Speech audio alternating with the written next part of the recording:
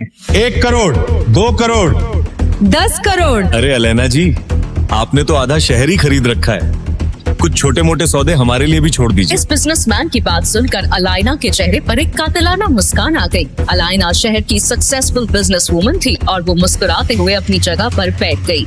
लेकिन तभी एक आवाज ने वहाँ मौजूद सभी के होश उड़ा दिए। 50 करोड़, सीधा 50 करोड़। ये कौन है? अरे ये तो डिलीवरी बॉय अभिनव है। इसके पास कहाँ से आए 50 करोड़? देखो, इसे कोई पहचान न पाए इसीलिए सज धज के कोट पैंट पहन के आया है। अरे हाँ, 2 दिन पहले ये मेरी ऑफिस पे लंच डिलीवर करने आया था। अरे हमारी कोई इज्जत नहीं है क्या? ऐसे ही कोई ऐरा गहरा इतनी बड़ी नीलामी में कैसे आ गया? वही अभिनव चुपचाप अपनी जगह पर बैठा हुआ इन सब की बातें सुन रहा था कि तभी एक और आदमी तेज आवाज में बोल पड़ा। एक इंसान ने ऑक्शन मैनेजर से कहा, अभिनव के पास 50 करोड़ तो क्या 50 रुपए भी नहीं होंगे। उन्हें ये नीलामी बंद करके अलेना को वो इम्पोर्टेड कालीन दे देना चाहिए। नहीं भाई रुको, अगर इस फटीचर डिलीवरी बॉय के पास 50 करोड़ नहीं है तो मैं अलेना जी की बोली को चैलेंज करता हूँ। मैं कालीन के लिए 11 करोड़ देने के लिए मैं तैयार हूँ। जैसे ही उस आदमी ने 11 करोड़ बोला तो अभिनव एक बार फिर से बोल पड़ा। 60 करोड़। ए फटीचर डिलीवरी बॉय, तू पागल हो गया क्या? कहाँ से लाएगा 60 करोड़? ये नीलामी है, बच्चों का खेल नहीं। यहाँ जो बोला जाता है वो देना भी पड़ता है। ये कहते हुए उस आदमी ने अभिनव को धक्का देना चाहा, लेकिन अभिनव उस जगह पर इतनी दृढ़ता से खड़ा था कि उस धक्के से अभिनव को तो कुछ नहीं हुआ। लेकिन वो आदमी खुद अपनी जगह से 2 कदम पीछे चला गया और फिर अगले ही पल अभिनव ने अपनी जैकेट से एक चेक बुक निकाली और उस पर 60 करोड़ की राशि डालकर साइन करने लगा। उस चेक को भरते हुए वहाँ मौजूद हर इंसान देख रहा था और सब भौचक्के रह गए थे। सभी को लग रहा था कि अभिनव ने अपनी जेल जाने की पूरी तैयारी कर रखी थी। वो धड़ल्ले से चेक पर 60 करोड़ भर रहा है। अभिनव ने चेक पर अमाउंट भरकर वहां मौजूद नीलामी करवा रहे बैंक के मैनेजर को दिया। एक बार को तो मैनेजर को भी यकीन नहीं हो रहा था कि आखिर 3 करोड़ की चीज को ये अभिनव जैसा डिलीवरी बॉय 60 करोड़ में कैसे खरीद रहा है और क्या सच में इसके अकाउंट में 60 करोड़ है भी या नहीं। मैनेजर ने थोड़ी देर तक उस चेक की जाँच पड़ताल की और जब उसने ऑनलाइन बैंक अकाउंट में बैलेंस देखा तो उसके होश ही उड़ गए। इसके बाद मैनेजर खड़ा हुआ और माइक पर बोला, ये नीलामी यही समाप्त की जाती है और ये विशेष इम्पोर्टेड कालीन 60 करोड़ रुपए में अभिनव जी को दी जाती है। जैसे ही मैनेजर ने माइक से ये अनाउंसमेंट किया तो वहाँ बैठे सब लोगों की आंखें फटी की फटी रह गई। सबसे पीछे खड़ी एक बहुत ही खूबसूरत लड़की मिस अलेना, जिन्होंने 10 करोड़ की बोली लगाई थी, उनके पास किसी का कॉल आया। हेलो, वो इम्पोर्टेड कालीन आपको मिल गई? कोई अभिनव करके कोई डिलीवरी बॉय है जिसने 60 करोड़ की बोली लगाई है। मतलब आजकल डिलीवरी वालों के पास इतने पैसे आ गए हैं कि 5 करोड़ की चीज को 60 करोड़ में खरीद रहा है। अलेना जी, ये सब सोचने से पहले एक बार अभिनव की उंगली में देखिए। उसके बाद अलेना ने अपनी आंखें उठाई और जैसे ही उसकी आंखें अभिनव के दाहिने हाथ में पहनी हुई अंगूठी पर गईं, तो वो पूरी तरह से चौंक गई। उसकी आंखें फटी की फटी रह गईं और उसने चौंकते हुए कहा, टाइगर। टाइगर का नाम सुनते ही अलाइना के होश उड़ गए थे। क्या है टाइगर नाम की सच्चाई? कैसे एक डिलीवरी बॉय के अकाउंट में आए 800 करोड़? क्या है अभिनव का राज? अगर वो इतना पावरफुल है तो क्यों रह रहा है दुनिया के सामने डिलीवरी बॉय बनकर? इन सब सवालों ने इंस्पेक्टर का दिमाग घुमा दिया था। ये वीडियो उसे एक अनजान लड़की ने भेजा था, पर इसके पहले 2 अलग अलग जासूसों ने भी इंस्पेक्टर को अभिनव के बारे में कुछ बताया था। उसे पहले जासूस की बताई कहानी याद करने की कोशिश की। रुक जाओ, वो रेस्टोरेंट हम गरीबों के लिए नहीं है अभिनव। एक बार मेरे कपड़े तो देखो, रोड पे कटोरा पका के भीख मांगने वाली लग रही हूँ। और जरा उस रेस्टोरेंट में खाना खाने वाले अमीरों को देखो, उनमें और हम में जमीन आसमान का फर्क है। नहीं वैभवी, तुम बहुत सुंदर लग रही हो। वैभवी ने आगे कहा कि वो शहर का सबसे महंगा रेस्टोरेंट है, उनकी औकात वहाँ पानी पीने की भी नहीं। अभिनव ने कहा कि उसने वैभवी के जन्मदिन के लिए पहले से ही बचत करके रखी थी। वैभवी ने कहा कि अभिनव ने काफी मेहनत से ये पैसे कमाए थे और वो एक ही दिन में उसे ये सारे पैसे नहीं उड़ाने देगी। अभिनव ने कहा कि वो सब संभाल लेगा। इतना कहकर अभिनव उस मेगा रेस्टोरेंट के अंदर चला गया। वैभवी अभिनव को रोकने के लिए उसके पीछे पीछे भागी और जल्दी जल्दी में एक अमीर आदमी से टकरा गई और उस अमीर आदमी के महंगे सूट पर वाइन गिर गई। Sorry sir. अंधी हो क्या? इस गंवार को अंदर किसने आने दिया? इस सूट की कीमत भी पता है तुझे? 30 लाख का सूट है ये। आई एम सॉरी, मुझसे गलती हो गई, मैं इसी वक्त यहाँ से चली जाती हूँ। तुम्हें क्या लगता है मैं तुम्हें इतनी आसानी से यहाँ से जाने दूंगा? जब तक तुम मुझे 30 लाख रुपए नहीं दे पाती मैं तुम्हें कहीं नहीं जाने दूंगा। इसी वक्त मेरे सूट की कीमत चुकाओ वरना क्या? अचानक ही अभिनव वैभवी के पास वापस आया। उस आदमी ने अभिनव को गौर से देखते हुए कहा, इस रेस्टोरेंट का स्टैंडर्ड सच में काफी गिर गया है। इसी वक्त मेरी गर्लफ्रेंड से माफी मांगो। मैं माफी मांगू? तुम जानते भी हो मैं कौन हूँ। वैभवी उस अमीर आदमी और अभिनव के बीच हो रहे झगड़े को देखकर बहुत घबरा गई। अभी इसे माफी मांगते हैं और चलते हैं यहाँ से।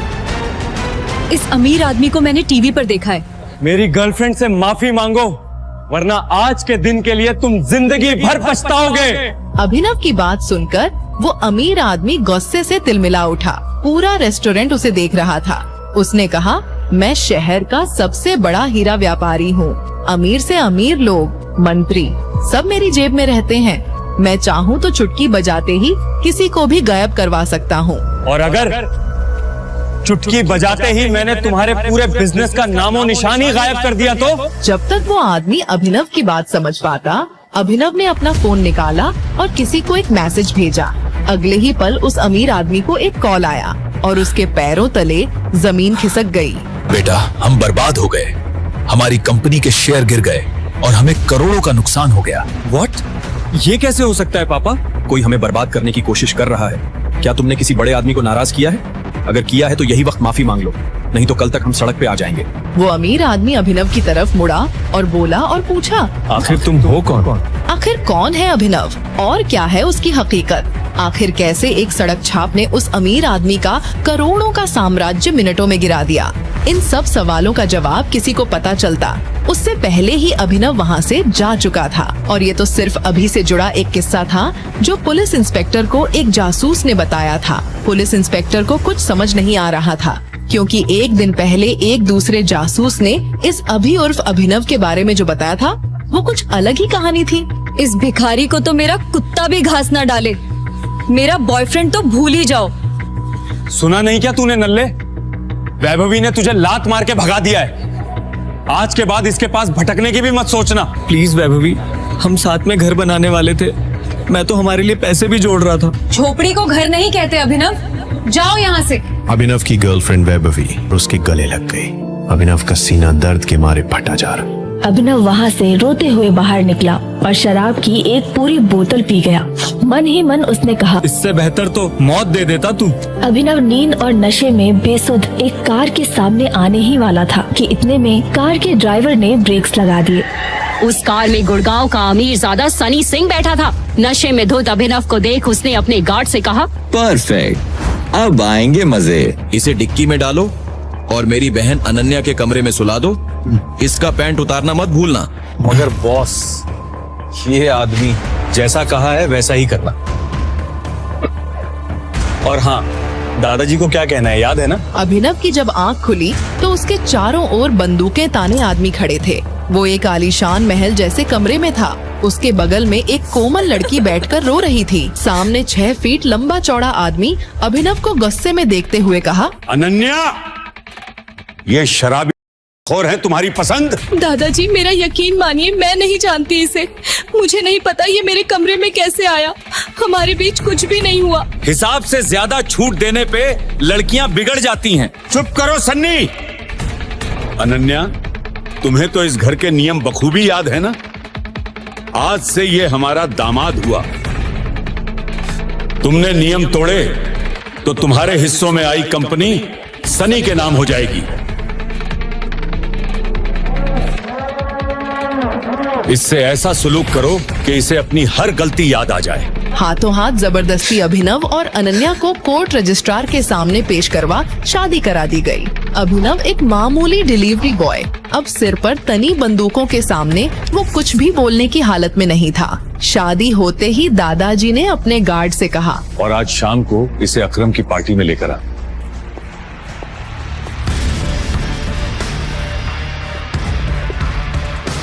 कहीं ज्यादा दर्द तो नहीं लग रहा? दादाजी के आदमियों ने अभिनव के चेहरे का नक्शा ही बदल दिया और फिर उसके बाद हॉस्पिटल ले गए।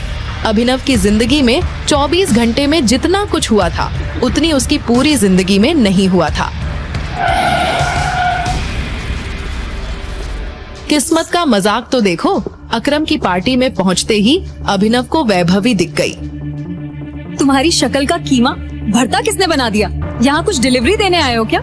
वैसे इतनी शानदार पार्टी में तुम्हें देखकर मुझे उल्टी आ रही है। वैभवी अपने मुंह से कुछ और आग उगलती उसके पहले ही अभिनव के पीछे से एक लड़की आई और उसने अभिनव की गाल पर किस करते हुए कहा, बेबी तुम्हें दादाजी बुला रहे हैं। वो लड़की कोई और नहीं अनन्या थी। अनन्या का इतना प्यारा इशारा देख अभिनव चौंक गया। उसे अपने कानों पर भरोसा नहीं हो रहा था। वो कुछ सवाल करता उसके पहले ही अनन्या धीरे से बोली, मेरी मजबूरी थी, ज्यादा खुश होने की जरूरत नहीं है। मेरी कंपनी के निवेशक इस पार्टी में है और उन्हें हमारी शादी के बारे में पता है। अभिनव अनन्या से हाथ छुड़ाकर दूर जाने को हुआ। इतने में सामने से 2 इन्वेस्टर्स आ गए। अभिनव ने जब हाथ मिलाने को आगे बढ़ाया तो एक इन्वेस्टर अभिनव के हाथ में पहनी हरा पन्ना लगे सोने की अंगूठी देख वहीं रुक गया और बोला, ये नहीं हो सकता, इट्स इम्पॉसिबल। अनन्या की कंपनी में इन्वेस्ट करने आए 1000 करोड़ की कंपनी का मालिक अभिनव के सामने अपने घुटनों पर बैठ गया और बोला, हमारे 18 सालों की खोज खत्म हुई टाइगर। शाम को लगातार बजती घंटी की आवाज ने अभिनव को जगा दिया। दरवाजे पे उसकी बीवी अनन्या थी। उसने अभिनव के बिखरे हुए बाल और सिलवटों वाले कपड़े देखकर तुरंत ही उससे पूछा, तुम वापस कब आए?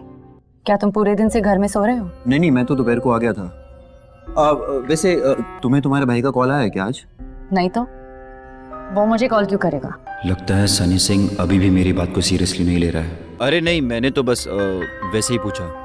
अपने भाई का नाम सुनकर अचानक से अनन्या को याद आया कि उसके भाई ने वीआर ग्रुप के साथ सिंह इंडस्ट्रीज के कॉर्पोरेशन का सारा मैटर चिराग के हाथ में दे दिया है। यही सोचकर अनन्या को अंदर ही अंदर बहुत गुस्सा आ रहा था, लेकिन उसे इस बारे में अब और नहीं सोचना था। फिर अचानक अनन्या को याद आया कि कल की रात अभिनव घर नहीं लौटा था। उसे अभिनव पर शक हुआ और उसने पूछा, कल रात तुम कहाँ थे? वो मैं कल अपने पुराने दोस्त के घर पे गया था। बात करते करते लेट हो गया तो वहीं सो गया था। पुराना दोस्त मिस्टर अकरम होटल से फायर किया हो ना? अनन्या अभिनव को घूरने लगी। उसे यकीन नहीं हो रहा था कि अपने फटीचर पति की दोस्ती शहर के सबसे बड़े बिजनेसमैन और माफिया किंग अकरम से भी है। हाँ, तुमने सही पहचाना। हालांकि मैं ये नहीं जानती कि तुम मिस्टर अकरम को कैसे जानते हो, लेकिन अगर तुम मुझे बता रहे हो कि पूरी रात तुम मिस्टर अकरम से बातें कर रहे थे तो मुझे इस बात पर बिल्कुल भरोसा नहीं है। ये बोलने के बाद अनन्या ने टीवी का रिमोट उठाया और टीवी ऑन करते हुए बोली, वैसे मिस्टर अकरम किस टाइप के इंसान है? मतलब? क्या उनके पास इतना टाइम है कि पूरी रात तुम्हारे साथ बातें करें? तुम्हें क्या लगता है तुम मुझे कुछ भी कहोगी और मैं मान लूंगी? एनीवे, मुझे भूख लगी है, मेरे लिए कुछ खाना बना। अभिनव अनन्या के लिए उसका फेवरेट पास्ता बनाने की तैयारी करने लगा, लेकिन तभी दरवाजे पर दस्तक हुई और हरदेव सिंह भी घर लौट आए। अभिनव को देखकर हरदेव सिंह ने हमेशा की तरह अजीब सा रिएक्शन दिया और सीधा अनन्या के सामने चिंतित होकर बैठ गए। दादाजी क्या हुआ? आपका मूड किसने ऑफ कर दिया? अरे और कौन हो सकता है बेटा, वो एक ही तो है जिसने जिंदगी में कुछ नहीं सीखा है सिवाय बड़ों की डिसरिस्पेक्ट करने के। दादाजी आखिर बात क्या है? आप मुझे बताओ, मैं उसकी खटिया खड़ी कर दूंगी। खटिया खड़ी करने जैसी कोई बात नहीं। मैं तुम दोनों को लेकर ही परेशान हूँ। तुम दोनों का IVF प्रोसेस कई बार फेल हो चुका है। मुझे तो लगता है अभिनव में कोई जेनेटिक डिसऑर्डर है। एक तो अनाथ है, परिवार का आता पता नहीं, जरूर इसके जीन्स में कोई फॉल्ट होगा। ये बोलते हुए हरदेव का ध्यान किचन की तरफ गया और फिर वो अभिनव को सुनाई दे ऐसी आवाज में बोले, अरे मैं तो चाहता हूँ अभिनव एक बार अपना फिजिकल एग्जामिनेशन करवा ले। अरे मैं तो तुम दोनों का भला ही चाहता हूँ, और क्या। दादाजी आप इतनी स्वीट हो, पर क्या हम इस मैटर को थोड़ा साइड में रख सकते हैं अभी के लिए? वैसे ही मेरे सर पे काम का इतना लोड है। अभी मेरी कंपनी फाइनेंशियल क्राइसिस से बाहर निकली है। मुझे अभी कंपनी पे ध्यान देना है, ना कि बच्चे पे। बेटा तुम चाहती हो कि मैं इस बात को साइड में रख दूं? अरे 2 साल से ज्यादा हो गया तुम्हारी शादी को। कई बार तुम्हारा IVF प्रोसेस फेल हो चुका है, उसके बाद भी तुम जल्दी में नहीं हो। अरे लोगों को जवाब मुझे देना पड़ता है, ताने मुझे सुनने पड़ते हैं। अरे ऐसा है ना, आगे से लोगों को जवाब खुद ही दे दिया करना। दादाजी प्लीज, मुझे इस टॉपिक पे अभी बात नहीं करनी। अनन्या, अपनी पसंदीदा पास्ता देखकर अनन्या के चेहरे पर स्माइल आ गई। पहली बार अभिनव की तरफ से अनन्या को केयर फील हुई। हालांकि अभिनव तो ऐसा 2 साल से कर रहा था, पर अनन्या ने अभिनव को ध्यान से देखा ही कहाँ था। आज देखा तो पास्ता जैसी छोटी चीज भी उसे भा गई। अभिनव और अनन्या की आंखें टकराई और अनन्या ने धीरे से थैंक यू कहा। अभिनव को भी एहसास हो गया था कि अनन्या के दिल में घर बनाने के सफर में वो एक कदम आगे बढ़ गया है। अनन्या इस पल में इतना खो गई थी कि उसने अपने दादाजी के डिससैटिस्फाइड लुक को पूरी तरह से इग्नोर कर दिया। अभी के लिए तुम्हें फिजिकल एग्जामिनेशन की जरूरत नहीं है, हम इसके बारे में कभी और सोचेंगे। मैं भी ठीक है, जैसे तुम बोलो। अभिनव अपनी खुशी पूरी तरह जाहिर नहीं कर पाया। ये बहुत बड़ा दिन था। अनन्या ने अभिनव के लिए अपने दादाजी के सामने स्टैंड लिया, वो भी इतनी बड़ी बात पर। उसे मामला बनता दिख रहा था। ना चाहते हुए भी अनन्या अभिनव की ओर आकर्षित होने लगी थी। अनन्या, अगर कल तुम्हें तुम्हारे भाई का कॉल आए, वो बीआर ग्रुप के साथ सिंह इंडस्ट्रीज की कॉर्पोरेशन की बात करे, तो तुम एकदम से हाँ मत कहना। मतलब थोड़ा सा टाइम लेना, उससे भी तो तुम्हारी इंपॉर्टेंस पता चलनी चाहिए ना। तुम पागल हो गए हो? सनी भैया ने सब कुछ चिराग को दे दिया। बीआर ग्रुप के साथ सारा कॉर्पोरेशन अब वही हैंडल करेंगे, उन्हें मेरी क्यों जरूरत पड़ेगी? और तुम ना, तुम्हें कुछ पता ही नहीं चलता, बस फालतू की बातें करते रहते हो। अनन्या, बस तुम याद रखना, अगर कॉल आए तो एकदम से हाँ मत कहना। Good night. सो जाओ। अपनी बात कहने के बाद अभिनव सो गया। जैसे तैसे अनन्या ने अपने आप को संभाला और लाइट बंद करने के बाद वो भी सो गई। अगले दिन जब अनन्या अपने काम से घर से निकल गई तो उसके पीछे पीछे अभिनव भी होटल सफायर की तरफ निकल पड़ा। अभिनव ने अपनी असली पहचान सबसे छुपा कर रखी थी। सिंह परिवार के लिए वो सिर्फ एक मामूली डिलीवरी बॉय और नाकारा घर जमाई था, पर असल में वो अंडरवर्ल्ड की सबसे शक्तिशाली कंपनी द माफिया किंग का नया बॉस बन चुका था। अंडरवर्ल्ड की दुनिया में लोग उसे टाइगर के नाम से जानते थे। संजय के हत्याकांड के बाद अकरम ने अभिनव को 18 साल तक एक अनाथ आश्रम में रखा। वहां उसकी हर दिन सख्त फिजिकल ट्रेनिंग की गई और उसे हर मुश्किल का सामना करने के लिए तैयार किया गया। इस कंपनी की बुनियाद उसके पिता संजय ने रखी थी, लेकिन संजय के देहांत के बाद कंपनी की जिम्मेवारी उनके वफादार साथी अकरम के कंधों पर आ गई। जब अकरम को लगा कि अभिनव काबिल हो चुका है, तब उसने उसे माफिया किंग के गद्दी पर बैठाया, लेकिन अपनी असली पहचान सबसे छुपाने की एक शर्त भी रखी। अगर ये शर्त टूटी तो अभिनव को इस गद्दी से हाथ धोना पड़ सकता है। वैसे ऑफिस का आरामदायक माहौल, खासकर जॉब, आपके अंडर एक एफिशिएंट सेक्रेटरी हो जो सब कुछ कर ले और आपको कुछ करने की जरूरत ना पड़े, तो आपको और मजा आने लगता है। अभी अभिनव ये सोच ही रहा था कि तभी उसके केबिन के दरवाजे पर दस्तक हुई और उसकी सेक्रेटरी नंदिता अंदर आई। आज वो और अच्छी लग रही थी, लेकिन इस बार नंदिता ने अभिनव को उसे ज्यादा समय तक देखने का मौका नहीं दिया और तुरंत ही बोली, टाइगर, सिंह फैमिली ने बीआर ग्रुप पार्टनरशिप की बात करने के लिए किसी को भेजा है। उनका नाम चिराग है। उसको जाने के लिए कह दो। ओके? ये सनी अपने आप को समझता क्या है? जब मैंने बोल दिया कोलैबोरेशन सिर्फ अनन्या हैंडल करेगी, तो ये नए नए लोगों को क्यों भेज रहा है? शायद इसे मेरे तरीके से समझाना पड़ेगा। चिराग भी बीआर ग्रुप के आलीशान ऑफिस के फर्स्ट फ्लोर पर इंतजार कर रहा था, लेकिन जब नंदिता ने उसे वहां से जाने के लिए कह दिया तो ये चिराग के लिए बहुत ही ज्यादा इंसल्टिंग था। फेलियर की न्यूज के साथ जब चिराग लौटा और जो भी हुआ उसे जब सनी के सामने बयां किया, तो उसका चेहरा गुस्से से झन्ना उठा। सनी पूरी तरह से हेल्पलेस था और अब उसके पास अनन्या को कॉल करने के अलावा और कोई ऑप्शन नहीं बचा था। दूसरी ओर अनन्या अपने दादाजी के साथ शॉपिंग कर रही थी। तभी उसका फोन बजा तो उसने देखा कि सनी की तरफ से कॉल आ रहा था। अनन्या ने कॉल उठाते ही लाउड स्पीकर पर लगाया। हाँ जी भैया। अनन्या, तुम्हारे भाई को तुमसे एक हेल्प चाहिए थी, क्या तुम हेल्प करोगी? हेल्प? भैया मैं कुछ समझी नहीं। वो बात ऐसी है कि हमारे और बीआर ग्रुप के बीच में जो कोऑपरेशन हुआ था, उसको लेकर मैंने तय किया है कि आज के बाद हमारी सारी डील्स तुम हैंडल करोगी। तुम्हें कल ही बीआर ग्रुप के ऑफिस जाना होगा और वहाँ बात करनी होगी। हमें जल्दी से जल्दी न्यू आर्टिस्ट के पैकेजिंग कॉन्ट्रैक्ट साइन करने होंगे। ये सुनकर कल रात को जो कुछ भी अभिनव ने कहा वो अचानक से अनन्या के दिमाग में फ्लैश होने लगा। तो तुम एकदम से हाँ मत कहना। सॉरी भैया, आपने ये मैटर चिराग को संभालने के लिए दिया था ना, तो मुझे लगता है कि हाफ वे डन ही हो गया है, तो उसे ही संभाल दीजिए। वो क्या है ना, अगर 4 लोग एक खीर बनाए तो खिचड़ी बन जाती है। चलिए भैया, मेरे पास और भी बहुत काम है, बाद में बात करती हूँ। ये तुम क्या कर रही हो बेटा? तुम्हें पता भी इसके कॉन्सिक्वेंसेस क्या हो सकते हैं? हरदेव के हिसाब से अनन्या ने हाथ आई एक अच्छी अपॉर्चुनिटी ठुकरा दी थी। सनी ने तो सामने से ही कॉल किया था और रिक्वेस्ट की थी, लेकिन अनन्या ने तो पल्ला ही झाड़ दिया। अनन्या डिजाइनर बुटीक से बाहर आकर एक बेंच पर बैठ गई और उसने तुरंत अभिनव को एक मैसेज किया। दूसरी तरफ अभिनव फोन पर अकरम से बात कर रहा था। उन दोनों का प्लान था कि आज का लंच साथ में करते हैं। जैसे ही अभिनव ने फोन रखा, वैसे ही उसने देखा कि अनन्या ने उसे मैसेज किया है। अभी थोड़ी देर पहले भैया का कॉल आया था। वो मुझे कह रहे थे कि बीआर ग्रुप के साथ अब मुझे ही कॉर्पोरेशन करना है। मैंने उन्हें मना कर दिया। अब मुझे क्या करना चाहिए? जब अभिनव ने ये मैसेज पढ़ा तो उसका दिल खुशी के मारे गार्डन हो गया था। अभिनव को अच्छा लगा कि उसकी बीवी ने उसकी बातें सुनना और मनाना शुरू कर दिया है। अब तुम्हें थोड़ा इंतजार करना चाहिए और परेशान मत हो। आज नहीं तो कल तुम्हारे भैया तुम्हें दोबारा कांटेक्ट करने की जरूर कोशिश करेंगे, लेकिन तुम्हें तब तक अग्री नहीं करना है जब तक वो तुमसे तुम्हारे फायदे की बात ना करें। उनकी कंडीशंस तभी माननी है जब वो तुम्हें कुछ दे।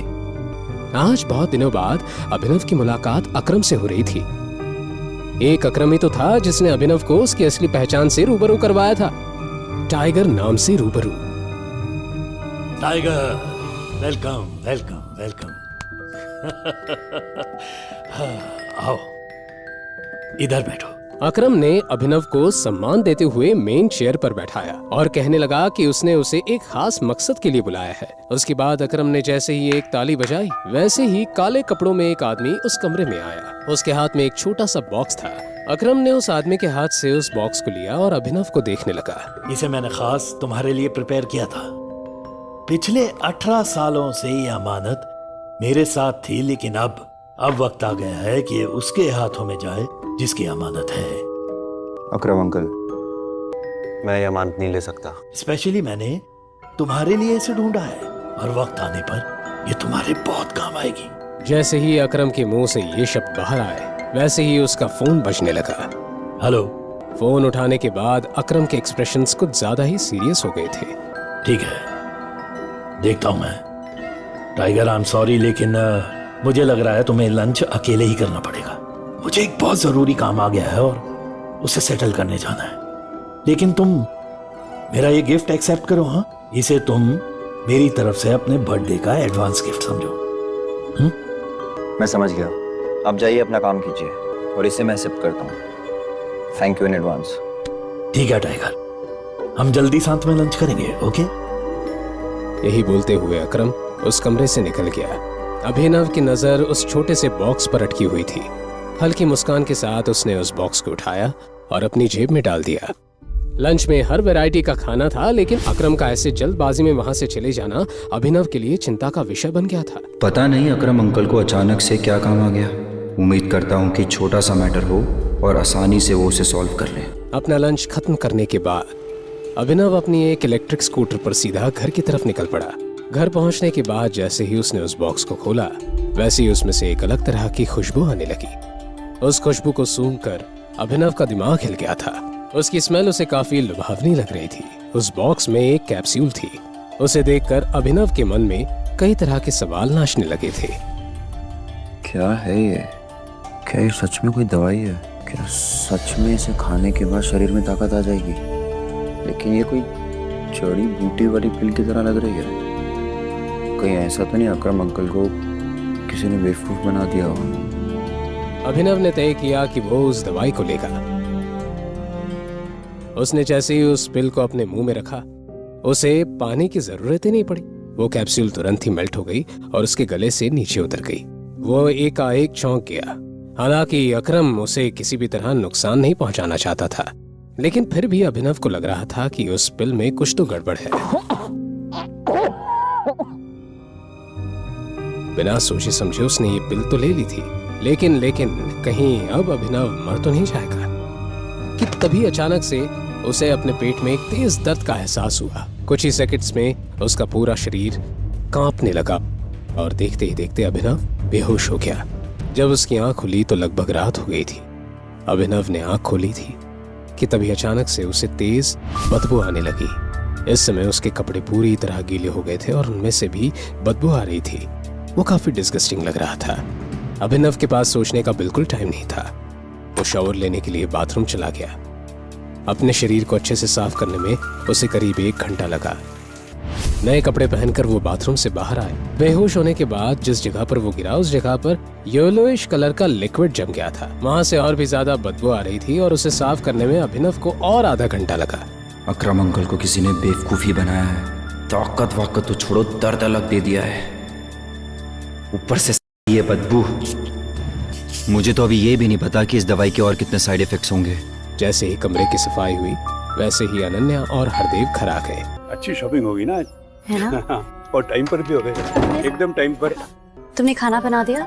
दरअसल मुझे काम था तो मैं खाना नहीं बना पाया। मैं सोचता था क्यों नहीं आज हम बाहर खाना खाने चल रहे। अच्छा, आज से पहले तो ऐसे बहाने सुनने को मिले नहीं थे। सारा दिन घर पर रहते हो, काम धाम करने का कुछ है नहीं। लगता नहीं आजकल साहबजादे कुछ ज्यादा बिजी रहने लगे हैं। अनन्या को भी अभिनव की बात कुछ हजम नहीं हुई, लेकिन अभी कुछ दिनों से अभिनव का बदला रूप देखकर अनन्या अभिनव से चिढ़ नहीं सकती थी। इसलिए अनन्या ने कहा, एक्चुअली दादाजी, मैं भी सोच रही थी कुछ दिनों से क्यों ना हम खाना खाने बाहर चले। अनन्या की इस हरकत से अभिनव को समझ आ गया कि वो उसकी मदद कर रही है। अभिनव का दिल गार्डन हो गया। आगे की कहानी जानने के लिए देखें अगला एपिसोड सिर्फ पॉकेट FM के YouTube चैनल पर, और द रिटर्न ऑफ टाइगर के सारे एपिसोड्स को सुनने के लिए डिस्क्रिप्शन में दी लिंक से डाउनलोड करें पॉकेट FM ऐप।